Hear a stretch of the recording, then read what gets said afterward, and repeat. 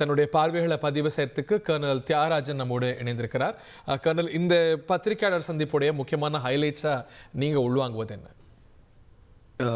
இதில் வந்து முக்கியமான ஹைலைட்ஸ் என்னென்னா, பாகிஸ்தான் வந்து வயலேட் பண்ணியிருக்கு along the border, international border, அப்புறம் எல்ஓசி, எல்லா இடத்துலையும் 4 ஸ்டேட் ஃப்ரண்ட் இருக்குது, எல்லாத்துலேயுமே வந்து பண்ணியிருக்கு. அவர்கள் வந்து அவங்களுடைய வந்து மேக்ஸிமம் அவங்களுடைய என்னென்ன ரிசோர்ஸஸ் இருக்கோ எல்லாத்தையும் வந்து மிக்ஸ்டாக வந்து யூஸ் பண்ணியிருக்காங்க. சின்ன ட்ரோன்லேருந்து ஆரம்பித்து மிசைல், மீடியம் மிசைல்லேருந்து ஆரம்பித்து ஹெவி மிசைல் வரைக்கும் அவங்க வந்து அதில் வந்து பண்ணியிருக்காங்க. ஹெவி ஷெல்லிங் வந்து பண்ணியிருக்காங்க. நம்மளுடைய இராணுவ தளங்களை மட்டும் குறிவைக்காமல் நம்மளுடைய பொதுமக்கள் வாழ்கின்ற இடத்தையும் அவங்க வந்து குறி வச்சிருக்காங்க. நான் உதம்பூரில் இருக்கின்ற என்னுடைய இராணுவத்தில் பணிபுரிந்து ஓய்வு பெற்ற இராணுவ அதிகாரியோடு நான் பேசும்பொழுது அவர் தான் சொன்னார், அங்கே வந்து அவர்களுடைய தாக்கம் வந்து எல்லா சிவில் ஏரியாலையும் அவங்க வந்துட்டுருக்கு, நம்மளுடைய ஏர் டிஃபென்ஸ் சிஸ்டம் வந்து அதை வந்து நியூட்ரலைஸ் பண்ணிகிட்ருக்கு அப்படின்னு வந்து சொன்னார். கண்டினியூஸ் அங்கே வந்து நேற்று இரவு முழுக்க கண்டினியூஸ் அங்கே வந்து அந்த வெடி சத்தங்கள் தான் இருந்தது அப்படின்னு வந்து சொன்னார். ஸோ அவர்கள் வந்து பொதுமக்களையும் தாக்குகின்றார்கள் அப்படிங்கிறது வந்து திட்டவட்டமாக வந்து தெரிய வந்திருக்கு இந்த விஷயத்தில். அதையும் தாண்டி நாம் பார்க்கும்பொழுது மிஸ்இன்ஃபர்மேஷன் அப்படின்னு வந்து சொல்லுவோம், அதாவது வந்து ப்ரொபகண்டா கலப்புவது அப்படின்னு சொல்லிட்டு. அதில் வந்து நீங்கள் பார்த்தீங்கன்னா அவர்களோடு உடன் செல்கின்ற சீனாவினுடைய நிறைய மீடியாஸ்லாம் இருக்குது. சீனாவினுடைய அந்த கவர்மெண்ட்டுடைய ரிஃப்ளெக்ட் பண்ணக்கூடிய மீடியா இருக்குது.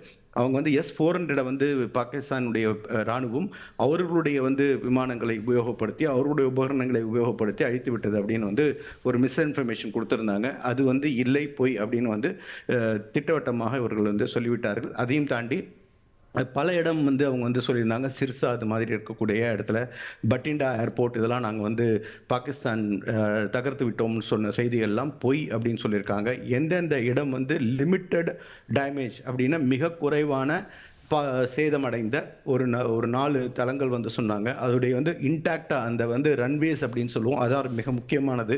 ஒரு ஃபைட்டர் ஏர்க்ராஃப்டை போயிட்டு திரும்பி வருவதற்கு அந்த ஏடிசி முக்கியமானது. அது எல்லாமே இன்டாக்டாக இருக்குது. அது அந்த அந்த அதாவது என்ன சொன்னால் ஏர்பேஸினுடைய அந்த என்ட்ரன்ஸ்லேருந்து ஆரம்பித்து அங்கே இருக்கக்கூடிய ரன்வே வரைக்கும் வந்து ரொம்ப கிளியராக வந்து கொடுத்துருக்காங்க. ஸோ நம்ம வந்து ரொம்ப டிரான்ஸ்பரண்ட்டாக இருக்கும்.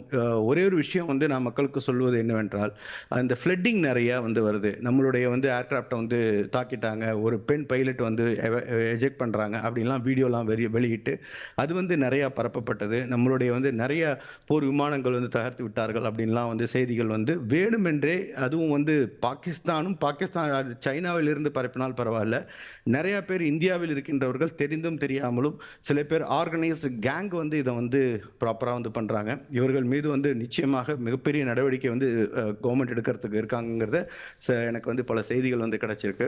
ஸோ இதிலேருந்து வந்து பொதுமக்கள் வந்து பேனிக் ஆக வேண்டாம், பயப்பட வேண்டாம். உங்களுக்கு ஒரே ஒரு மெசேஜ் எங்கேருந்து வந்து கிடைக்கணும் அப்படின்னா, ப்ரீஃபிங்கில் வந்து கொடுக்கக்கூடிய இராணுவம் என்ன கொடுக்கின்றதோ, எம்இ என்ன கொடுக்கின்றதோ, ஏடிஜிபி வந்து என்ன வந்து ட்விட்டரில் வந்து கொடுக்குறாங்களோ அவர்கள் கொடுக்கக்கூடியது தான் உண்மையான செய்தி. அதை தவிர மற்றவர்கள் கொடுக்கக்கூடிய செய்தி வந்து மற்ற செய்தி நிறுவனங்களிலிருந்து கிடைக்கக்கூடிய செய்தியாக இருக்கலாம், ஆனால் அது வந்து 100% உண்மையா அப்படிங்கிறத வந்து அடுத்த நாள் காலையில் வெயிட் பண்ணி இராணுவம் கொடுக்கின்ற செய்தியோடு ஒப்பிட்டு பார்த்தால் தான் அதோடைய உண்மைத்தன்மை என்பது புரிய வரும்.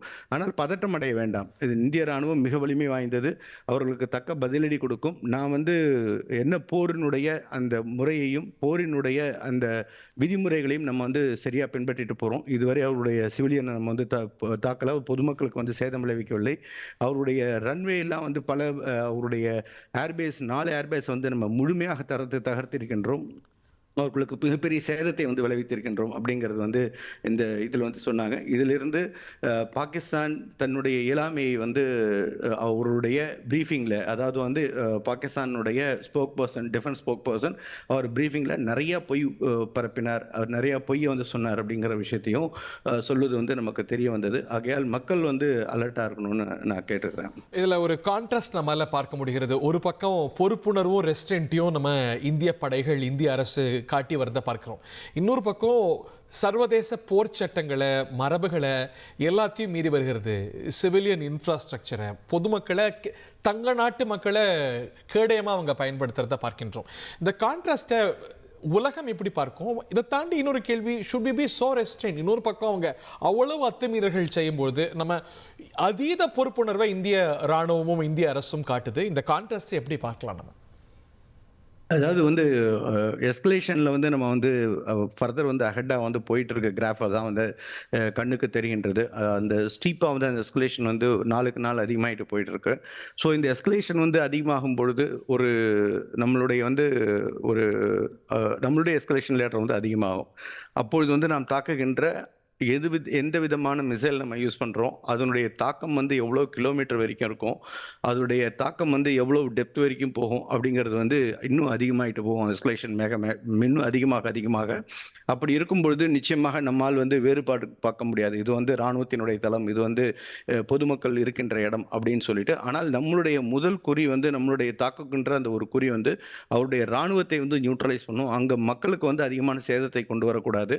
அங்கே இருக்கக்கூடிய இராணுவம் தான் வந்து தீவிரவாத செயலில் ஈடுபடுகின்றது, அவர்களுக்கு துணை போகின்றது. அது வந்து நம்ம அழிக்கக்கூடிய தீவிரவாதத்தை அழிக்கக்கூடிய அந்த ஆப்ரேஷனை தான் நம்ம சிந்தூர் தான் எடுத்திருக்கோம். அதில் வந்து நம்ம ரொம்ப ஃபோக்கஸாக இருக்கோம். அதை வந்து செதறாமல் நம்மளுடைய அந்த நீதியையும் நேர்மையும் நம்ம வந்து கடைபிடிச்சிட்டு இருக்கோம். நிச்சயமா அது வந்து ஒரு நீதியும் நேர்மையும் எங்கே நம்ம கடைபிடிக்கிறோமோ அங்கே தான் வந்து வெற்றி வரும் அப்படிங்கிறது வந்து மாற்று கருத்து கிடையாது. ஆகையால் இந்திய ராணுவம் வந்து சரியான பாதையில் தான் சென்று கொண்டிருக்கின்றது அப்படின்னு நான் வந்து உணர்கின்றேன். சர்வதேச போர் சட்டங்களை பாகிஸ்தான் மீறி இருக்கு அப்படின்னு பார்க்க முடியுமா? ஏன்னா வழிபாட்டு தலங்களை தாக்கக்கூடாது, சிவிலியன் மையங்களை அன்ப்ரோவோக்டாக தாக்கக்கூடாது அப்படிங்கிறது தான் சட்டம். ஆனால் அவங்க தாக்குவது இவற்றைத்தான். அவங்க ட்ரோன் அனுப்புவது ஜம்மு காஷ்மீர் பஞ்சாப் அப்படின்னு இங்கே இருக்கக்கூடிய மக்களை, குறிப்பாக எல்லைப்புற மக்களை தாக்கித்தான்.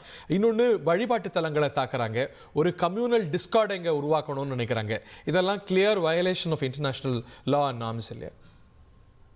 நிச்சயமாக அவர்கள் இன்டர்நேஷனல் வந்து அந்த போர் சட்டத்தை வந்து மீறுகின்றார்கள் அப்படின்னு ரொம்ப ரொம்ப சுத்தமாக சொல்லலாம். அந்த போர் நீதியை வந்து மீறுகின்றார்கள் அப்படின்னு வந்து சொல்லலாம். அந்த இது மாதிரி மீறும்பொழுது நம்ம வரலாற்றை திருப்பி பார்க்கும்பொழுது மிகப்பெரிய அது மாதிரி மீறுகின்ற நாட்டுக்கு வந்து தண்டனைகள் கிடைத்திருக்கின்றதா அப்படின்னா வந்து இல்லைன்னு தான் பார்க்க முடியும். ஆனால் நமக்குன்னு ஒரு நம்ம நாட்டிற்கென்று ஒரு வந்து ஒரு நீதி இருக்கின்றது. நம்ம அதை வந்து நம்ம ஃபாலோ பண்றோம். ஆனால் நிச்சயமாக போர் வந்து எஸ்கலேஷன் ஆகிறப்ப அது வந்து நம்மால் வந்து கடைபிடிக்க முடியுமா அப்படின்னா நிச்சயமாக அதுக்கு வந்து வாய்ப்பு இல்லை. அப்படின்னு எவ்வளோ அவங்க எஸ்கலேஷன் பண்ணுறாங்களோ, எவ்வளோ வந்து அவங்க இப்போ பார்த்தீங்கன்னா தே ஹவ் டார்கெட்டட் சிர்சாங்கிறது ரொம்ப தொலைவில் உள்ள ஒரு இடம். சிர்சாவை வந்து அவங்க டார்கெட் பண்ணியிருக்காங்க. அது மாதிரி நம்ம பார்த்தோன்னே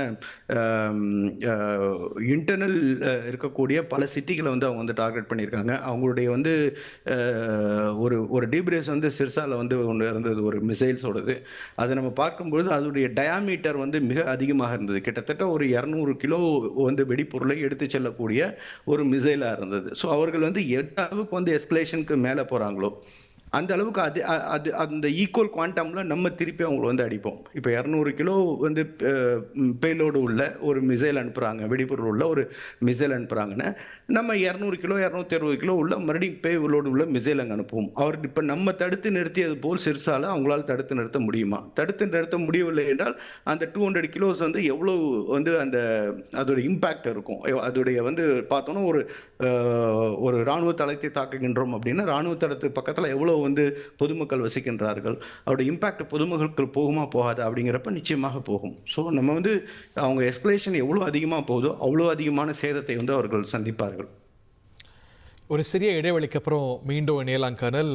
நிறைய அடுத்தடுத்த நகர்வுகள் நடந்து கொண்டிருக்க இப்பயும் நம்ம பேசி கொண்டிருக்கக்கூடிய வேளையிலையும் எல்லைப்புறம் பதற்றமாகத்தான் இருக்கிறது. நம்ம அதீத பொறுப்புணர்வோடு சர்வதேச விதிகளையும் சட்டங்களையும் கடைப்பிடிக்க ஒரு பொறுப்புணர்வே இல்லாமல் ஒரு தீவிரவாத அமைப்பு போல பாகிஸ்தான் அப்படிங்கிற ஒரு நாடும் அதனது இராணுவ படையும் நடந்து வருகிறது. ஆனால் கர்னல் சொல்வது போல பொறுமைக்கும் எல்லை இருக்குது. இந்த எஸ்கலேஷன் லேடரில் ரொம்ப பொறுப்புணர்வோடு அடுத்தடுத்த கட்டத்துக்கு நம்ம போகிறோம். பொறுமை எல்லைகள் தொடும் பொழுது அடுத்த கட்டத்துக்கு போகத்தானே செய்யும். இந்தியா இந்த தாக்குதல்களை எல்லாம் வெற்றிகரமாக முறியடித்து வர அடுத்தடுத்த கட்டத்துக்கு இந்த எஸ்கலேஷன் லேடர் நகர்வதை நம்ம பார்க்கின்றோம். தவிர்க்க முடியாத தம்ப்நெயில்ஸ், கலக்கலான கண்டென்ட்ஸ், சினிமாவும் சீரியஸ் பிரச்சனைகளும், சும்மாவே ராம் சரண் தளபதி விஜய் எப்படா பெரிய கலகலப்பும் கைகலப்பும். Me too love you. Thank you sir. அவர்களை மாஸ் ஏத்துறது ஏற்ற தெரிக்குதுனாலே டன் தான். பிரேக்கே இல்லாமல் பிரேக்கிங் நியூஸ் சொல்லும் தந்தி டிவி ஆப். இன்ஸ்டா தலைமுறை வரை இறங்கி அடிக்கும் தந்தி டிவியின் டிஜிட்டல் எக்ஸ்க்ளூசிவ். பாடி காமிச்சிங்க. அது அதை விட மோசம். இல்ல பாடி காமிச்சிங்கன்னா அது இன்னும் வெரி பேட். தந்தி டிவி ஆப்பை இலவசமா டவுன்லோட் செய்யுங்க. ஃபாலோ பண்ணுங்க, சப்ஸ்கிரைப் பண்ணுங்க, என்ஜாய் பண்ணுங்க.